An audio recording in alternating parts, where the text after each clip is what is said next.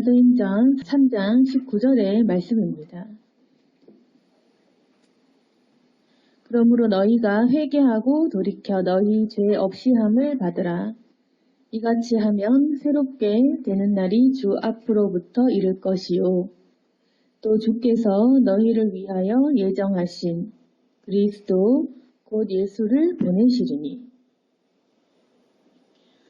19절 말씀은 회개하고 돌이켜 죄 없이함을 받으라. 이렇게 우리에게 회개를 이야기하고 있습니다. 이렇게 하면 새롭게 되는 날이 주 앞으로부터 이를 것이다. 또 주님께서 그리스도 곧 예수를 보내시니. 우리가 회개를 이제 해야 한다는 것은 누구나 다 알고 있습니다. 그래서 하나님께서 우리에게 원하시는 것은 우리가 회개를 하고 주님께로 돌아가는 것입니다. 그래서 19절 말씀은 죄 없이 함을 받아라. 우리가 노력을 해서 죄를 열심히 닦아서 스스로 이렇게 깎고 없애고 그렇게 하는 것이 아닙니다. 그냥 돌이켜서 죄 사함이라는 선물을 받으라는 것입니다. 그래서 이것은 받아서 누리는 개념입니다. 우리가 이걸 잘 모르면 우리가 죄를 짓고 또 우리가 회개하는 어떤 행위를 해야 되고 또 우리가 죄가 없이 살아야 하고 내가 노력을 해야 되고 이렇게 생각을 할 수가 있는데 우리가 다른 종교랑 다른 것이 바로 이 부분입니다. 우리 모든 종교가 착해져야 된다 이런 것은 다 얘기하고 있고 그리고 죄를 짓지 말자 이런 것은 공통으로 얘기하고 있지만 우리가 이제 얘기하는 그 선의 기준은 절대적으로 예수 그리스도이십니다. 그래서 우리가 죄를 짓고 내가 노력을 해서 죄를 덜 짓고 이제 이렇게 노력을 하고 선행을 하고 이런 부분이 아니라 우리는 죄인인데 그것을 해결하시는 분이 계시고 그 해결하신 죄 사함이라는 은혜를 받아라. 받는 개념으로 이 은혜를, 죄사함을 설명하는 것이 바로 기독교, 우리가 믿는 하나님이십니다. 그러면 타종교랑 무엇이 다르냐면 이 주체, 죄를 없앨 수 있는 주체가 다른 것입니다.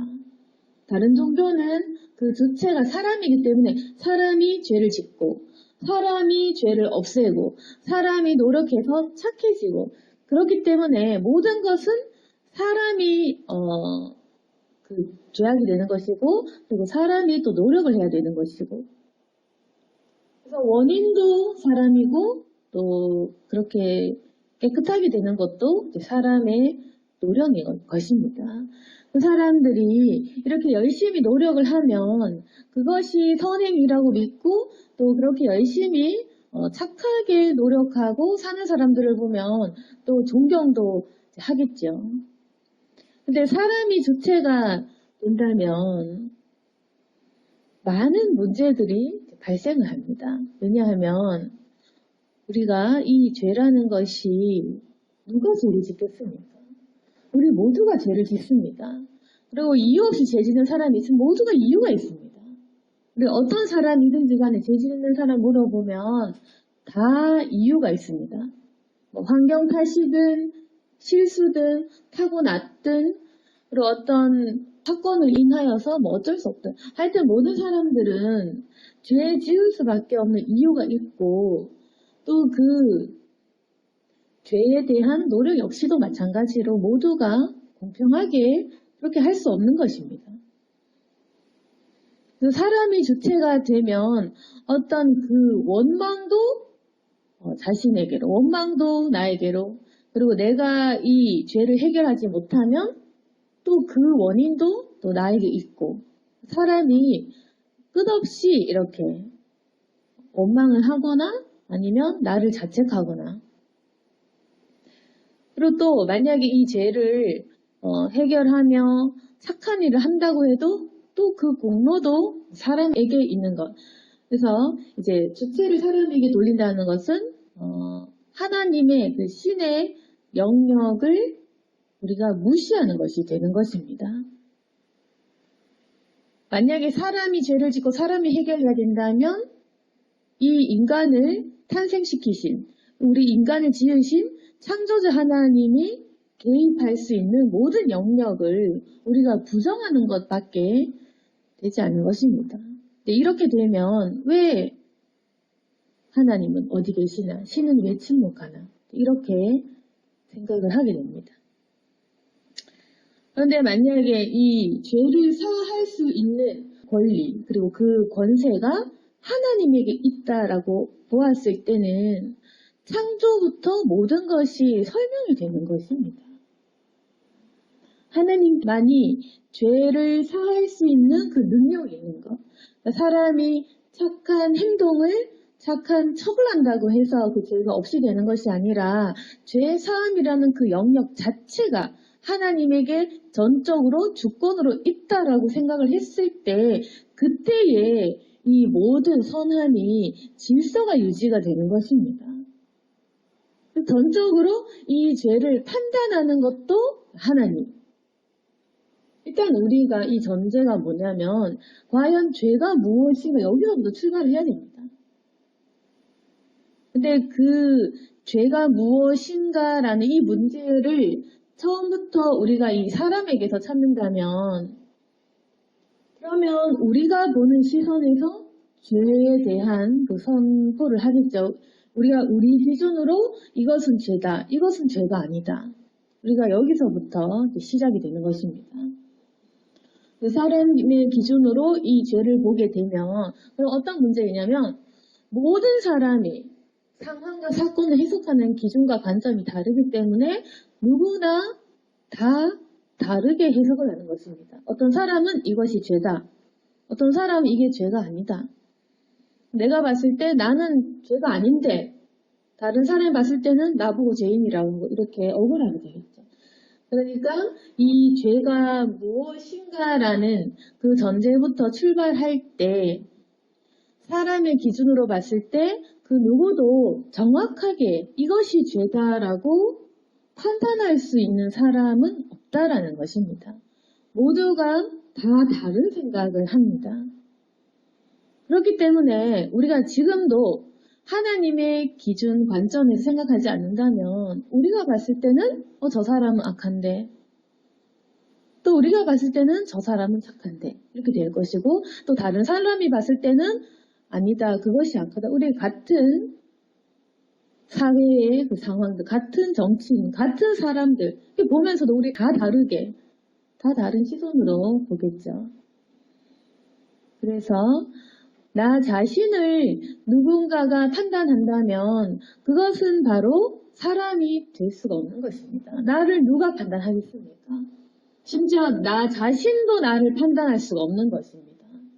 내가 착한지 내가 악한지 무슨 기준으로 우리가 그것을 판단하겠습니까?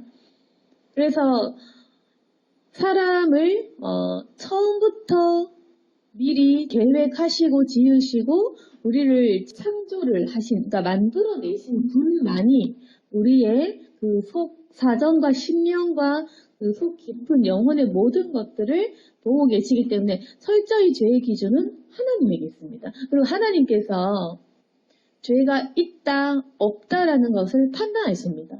그리고 그 죄를 너는 없다라고 판단하셔서 그 없다라는 판단 속에서 죄 사함이 능력 또한 나타나는 그 복음의 능력을 베푸실 분은 바로 하나님이다라는 것입니다. 그래서 만약에 우리가 범죄를 저질러서 10년 지나서 그 죄를 구속할 사유가 없어진다고 한들 그래도 그 사람은 죄 지은 건 죄 지은 것이겠죠. 사람의 기준으로 어떤 사람의 죄를 면제해 줄 수는 없는 것입니다. 우리가 들키고 들키지 않았을 뿐이지 내가 지은 죄를 사할 수 있는 사람은 없는 것입니다. 내가 만약에 죄를 짓고 용서를 누군가에게 받는다고 한들 내가 나 자신을 잊어버린다고 한들 우리의 죄는 그대로 있겠죠. 우리 양심 속에서 찔림으로 그대로 남아있겠죠. 이처럼 사람이 당신 죄 없습니다 라고 판단해봤자 우리가 사람이 난 당신 용서했습니다 라고 해봤자 실제로 그 사람의 죄를 없애고 없던 일로 만들어버리고 그 죄에 대한 모든 파생되는 모든 일들을 순식간에 없앨 수 있는 것은 바로 사람에게는 없는 것입니다. 그래서 사람의 죄에 대한 어떤 선언이나 선포, 죄에 대한 어떤 용서 이런 것은 능력이 없는 것입니다. 그래서 능력이 없기 때문에 사람은 죄를 판단할 수가 없고, 그렇다면 하나님께서는 너는 죄가 없다라고 했을 때는 정말로 그 죄는 없어지는 것입니다. 그래서 하나님의 죄에 대한 판단은 그 말씀 그 자체가 이미 그 죄를 없애는 능력이 있는 것입니다. 이게 바로 능력이 없는 사람의 생각과 선포와 능력이 있는 하나님의 선포와 판단의 그 차이점이 바로 그것입니다. 능력의 차이인 것입니다. 그래서 우리 사람끼리 아무리 죄를 짓든 서로 용서를 하든 서로 치유를 하든 서로 간에 아무리 얘기를 하고 서로를 판단하고 한들 결국에는 모든 판단과 심판은 하나님 한 분만이 하실 것이고 우리는 그 심판대 앞서기 전까지 그 누구도 우리가 서로가 서로를 알 수가 없습니다. 우리가 살면서 속이고 거짓말도 많이 해보셨겠죠. 우리의 진짜 속마음은 나 자신도 잘 모르고 하나님만이 우리의 속을 아시겠죠. 우리가 얼마나 속으로 다른 사람이 알지 못하는 마음을 품고 감정을 품고 상대방이 생각하지도 못할 마음을 품었다는 것을 하나님만이 아십니다. 그래서 하나님께서는 능력이 계신 분이셔서 너희가 죄 없다. 예수 그리스도로 인해서 너희는 죄가 없다라고 하시면 죄가 없는 것입니다. 예수 그리스도를 고백하면 시인하면 너희는 죄가 없다. 죄 없음을 받으리라 하시면 그렇게 되는 것입니다. 하나님의 판단은 바로 그것입니다. 모든 인간은 죄를 지었고 지옥에 가야 한다. 그러나 예수 그리스도를 통해서 깨끗하게 자기 옷을 빠는 자, 깨끗하게 그 죄사함을 입은 자, 그 사람은 구원을 받을 것이다 라는 것이 주님의 판단이십니다. 그래서 하나님께서는 모든 사람이 죄를 지었기 때문에 예수 그리스도의 희생을 통해서 죄 없다라는 그 선포를 너희가 그냥 받아야 된다. 그러니까 우리를 통한 판단에 얘 너 소용없다. 너 그냥 받아야 된다.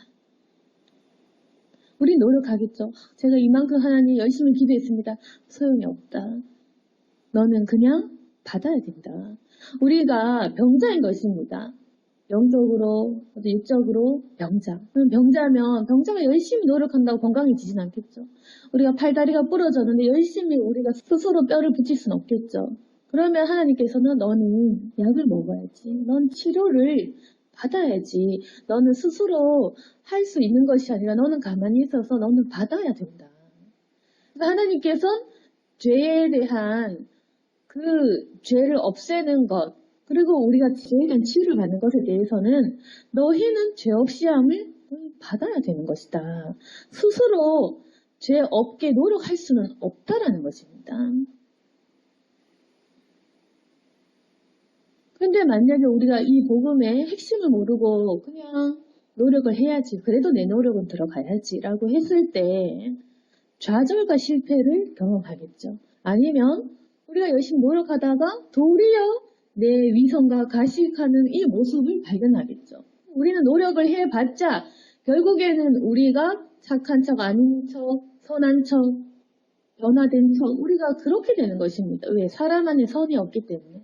우리가 아무리 신앙 좋은 척, 믿음 좋은 척, 거룩한 척 해봐도 사실은 우리의 노력은 연기로, 가식으로, 외식으로 이렇게 빠지는 것입니다. 결국 우리는 안에 선이 없지만 선함을 노력하다 보면 그 선의 모양새만 흉내내지 내 안에 선을 창조할 능력이 없다라는 것입니다. 그러면 우리 신앙생활은 바닥으로 가겠죠. 우리 양심이 살아날수록 역시 나는 또다시 위선적인 행동을 했구나.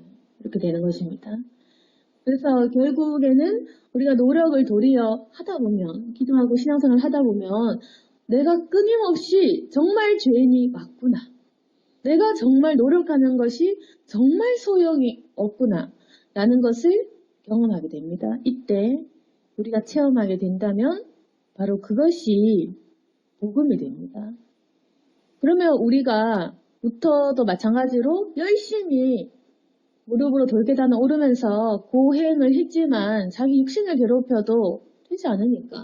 그래서 이건 내 힘으로 행위로 안 되는구나. 온갖 행위를 다 해보니까 안 되는 것입니다.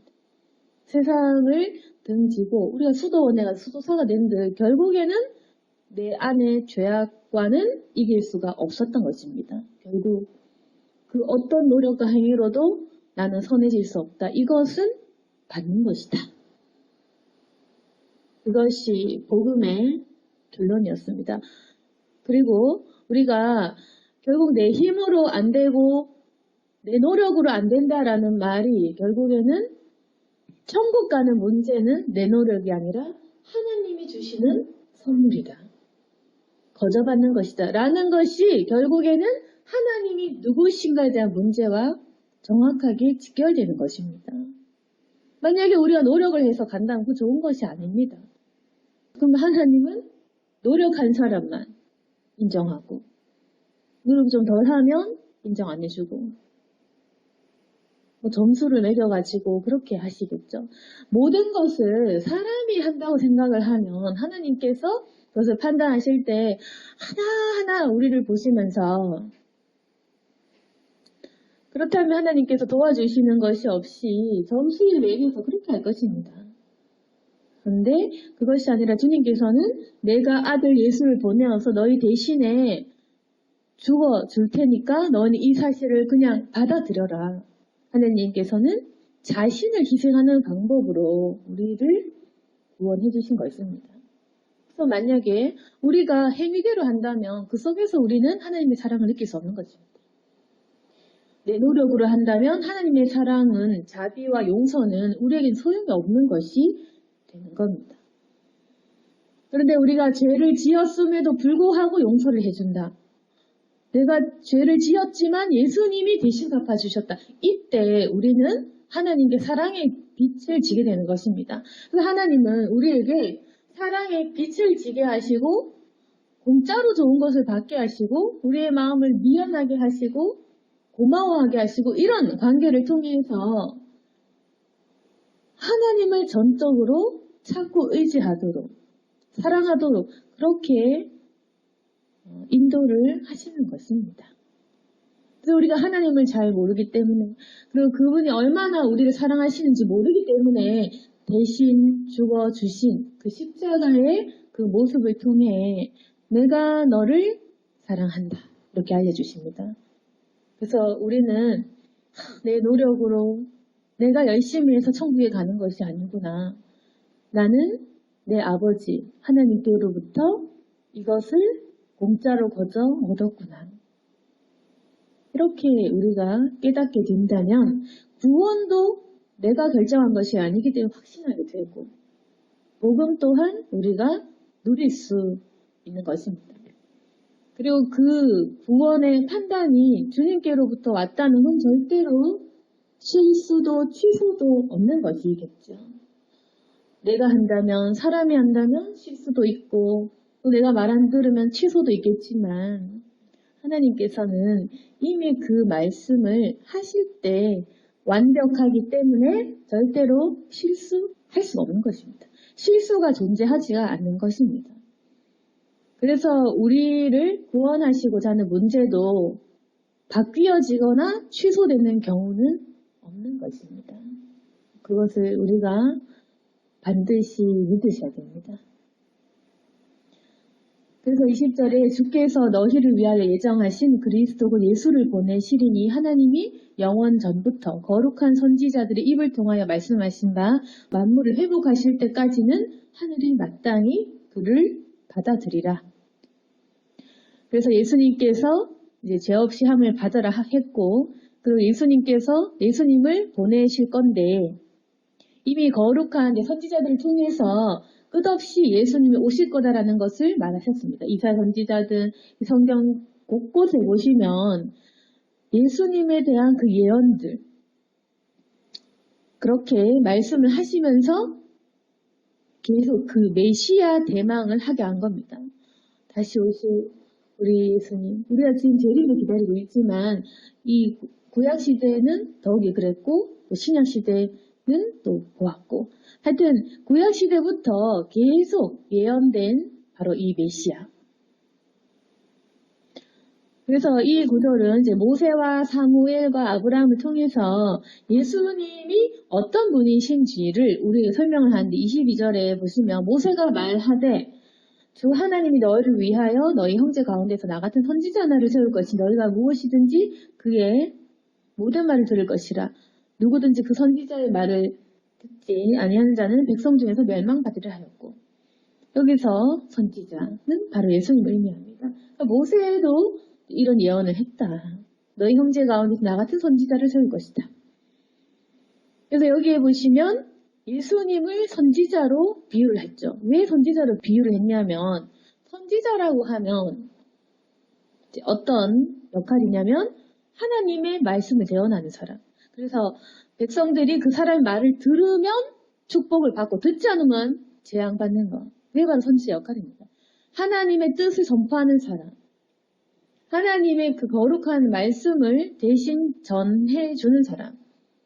하나님의 그 거룩하신 복과 화를 선포하는 사람이고, 이 사람의 말을 들으면 복을 받고 이 사람의 말을 듣지 않으면 멸망받는 것. 이게 바로 선지자 역할입니다. 예수님의 말씀도 바로 이와 같다는 것입니다. 누구든지 그 선지자의 말을 듣지 않으면 멸망받으리라. 그래서 예수님께서는 이 말씀을 하시고 예수님의 말씀을 듣지 않으면 우리가 재앙을 받는다. 24절에 또한 사무엘 때부터 이어 말한 모든 선지자들 이때를 가르쳐 말하였느니라. 너희는 선지자들의 자손이요 또 하나님이 너희 조상과 더불어 세우신 언약의 자손이라. 그래서 사무엘 때부터 말한 모든 선지자도 이 때를 가르쳐 말했는데, 바로 예수님은 바로 이때입니다. 예수님의 때, 모든 선지자가 말한 이때, 바로 예수님의 때. 예수님은 이러한 선지자들의 예언을 성취하신 분, 한마디로 우리가 기다리는 메시아 맞다라는 것입니다. 그리고 또 예수님 어떤 분이시냐면 25절에 언약의 자손이란 아브라함에게 이르시기를 땅 위의 모든 족속이 너의 씨로 말미암아 복을 받리라 하셨으니 하나님이 그 종을 세워 복 주시려고 너희에게 먼저 보내사 너희로 하여금 돌이켜 각각 그 악함을 버리게 하셨느니라. 그래서 이제 이 말씀은 선지자들의 자손이요 하나님 너희 조상과 더불어 세우신 언약의 자손이라. 모든 족속이 너의 씨로 말미암아 복을 받으리라 하셨느니라. 이렇게, 그래서 예수님은 바로 축복의 씨앗이 되시는 분, 그리고 약속의 유업을 이루시는 분, 복을 주시는 분, 바로 이렇게 예수님을 복의 그 역할로 얘기를 해주시는 것입니다. 그래서 이 약속에는 당연히 예수님에 대한 것이고, 모든 족속이 결국에는 예수님으로부터 말미암아. 그래서 26절에 보시면 하나님이 그 종을 세워 복 주시려고 너에게 먼저 보냈다. 바로 이 종, 당연히 예수님이겠죠. 예수님을 세워서 복 주시려고 너에게 보내신 것이다. 그래서 예수님을 통해서 너희가 그 악함을 버리게 한다. 그래서 이 말씀 구절 20절에 예수님에 대한 얘기인데, 주님께서 예정하신 예수님을 보내실 것인데, 이분은 바로 선지자시다. 이분의 말씀을 들어야지 복을 받고 듣지 않으면 너희 벌 받는다. 그리고 이분은 바로 우리가 기다리는 그 예언의 성취, 예수 그리스도 메시아시다. 이분은 메시아, 바로 하나님이시다. 라는 그 선지자 역할이자 바로 하나님이신 메시아이신 분이다라는 것을 얘기하고 있고, 또 마지막으로 모든 족속이 결국에는 이분으로부터 말미암아 복을 받게 된다. 모든 족속이 바로 언약의 자손, 너희들이 예수님으로 말미암아 복을 받게 된다. 결국 예수님으로 말미암아 우리가 천국 가는 복을 받게 되는 것입니다. 그래서 주님을 통해서 우리가 돌이키고 각각 그 악함을 버리도록, 회개하도록 그렇게 역사를 하시는 것입니다. 그래서 19절 말씀에 그러니까 너희는 돌이켜 회개해라. 죄 없이 함을 받아라. 그래야지 너희가 새롭게 되는 날이 주님 앞으로부터 이르게 되지. 이제는 예수님을 믿고 그분의 말씀을 듣고 너희가 돌이켜서 복을 받아야 한다. 메시아의 복은 당연한 복, 당연히 너희들에게 올 것이고 이방 민족까지 모든 족속이 다 그분으로 통해서 이 메시아의 복을 받을 것이다. 그래서 오늘 말씀을 통해서 우리가 예수님께서 우리에게 복 주시는 것을 일단은 이제 믿어야 됩니다. 근데 이 복은 바로 우리로 하여금 회개를 하게 하는 복. 돌이켜서 하나님과 나를 연결해 주시고 하나님께로 돌아가는 그 복을 말합니다. 우리가 먼저 추구해야 되는 복은 많겠지만 일단 하나님께로부터 우리가 나아가는 복입니다. 그 복이 첫 번째가 되어야 됩니다.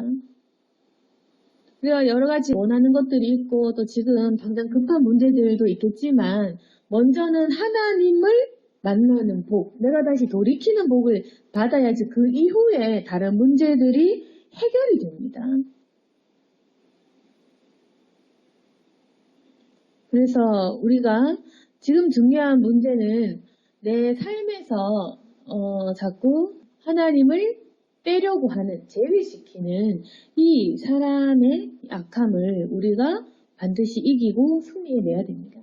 우리가 한 해를 돌이켜 보시면서 이제 마지막 주간인데 죄도 짓고 또 잘한 것도 있고 잘 못한 것도 있겠죠.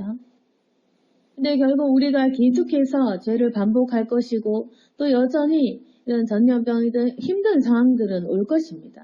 우리가 두 가지를 생각해야 됩니다. 한 가지는 결국 가장 중요한 것은 내가 하나님에 대해 돌아가고 주님의 그 복음을 받아야 된다. 내가 결국 노력해서 되지 않는다. 우리가 지금 노력해봤자 계속 실패할 것입니다. 하나님께서 주신 그 죄의 사함을 우리가 받아야 된다는 것입니다. 받아야 되고 누려야 된다는 것입니다. 근데 이 받는 문제 우리 이미 물론 받았죠. 이미 받은 상태겠지만 날마다 그것을 되뇌이고 살아야 된다. 왜냐? 우리 자꾸 잊어버리니까. 우리 자꾸만 받았지만 내가 죄가 있는 거. 왜냐면 죄를 지으니까. 눈앞에 내가 죄를 짓고 있는 이 현장에 가면 계속 내 죄가 보이고 앞으로도 죄 짓고 죄 지을 것이고 이러면 우리가 이 죄 없는 것을 받았다라는 것을 사실상 누리고 있지는 못하는 겁니다. 그래서 날마다 우리가 매일 회개를 해야 되고 매일 죄사함을 매일 받고 매일 누리고 죄를 짓지만 계속 이것을 받는다면 그게 바로 하나님과 동행하는 삶입니다. 근데 우리가 만약에 포기한다. 그냥 죄 짓다가 나중에 죽기 직전에 회개를 해야겠다. 내지는 그냥 죄 짓고 살 수밖에 없다. 이게 사람이다. 라고 포기를 해버린다면 우리가 이 죄사함을 거부하는 것입니다.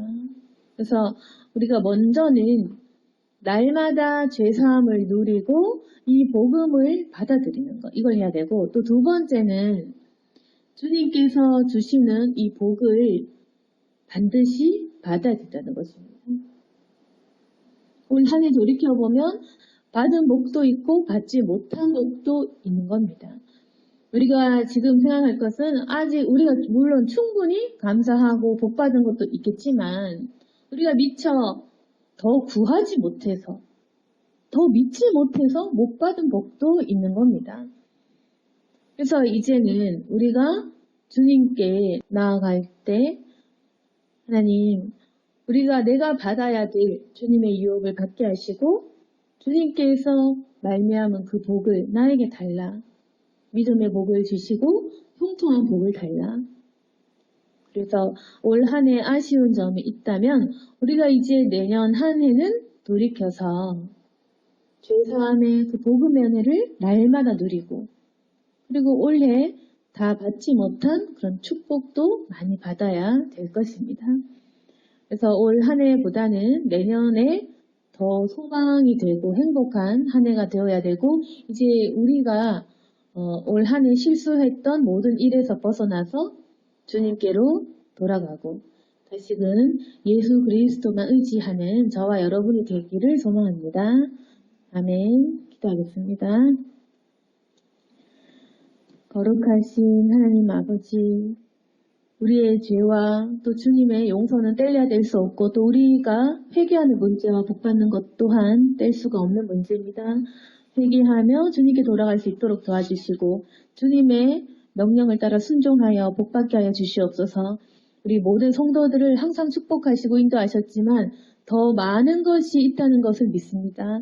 주님께서는 모든 것을 가지고 계시고 또 힘과 능력이 계시고 선포하는 말씀 속에 모든 능력이 있는 분이십니다.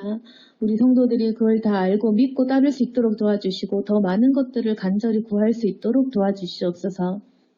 주님, 이제는 우리가 악함을 버리고 주님께 나와 예배드리고 있습니다. 주님, 우리 모든 성도들 이곳에 있는 모든 자들을 축복하여 주셔서 주님께서 인도해 주시고 만사 형통케 하여 주시옵소서. 올 한 해 좋은 것도 있었고 아쉬운 것도 많았고 또 힘들었던 것들도 많았을 것입니다. 그렇지만 이제 내년 한 해는 더욱더 새로운 한 해가 되어서 주님 앞에 열매 맺고 상급을 누리는 시간들이 되게 하여 주옵소서. 은혜 주신 주님께 감사드리며 예수님 이름으로 기도드렸습니다.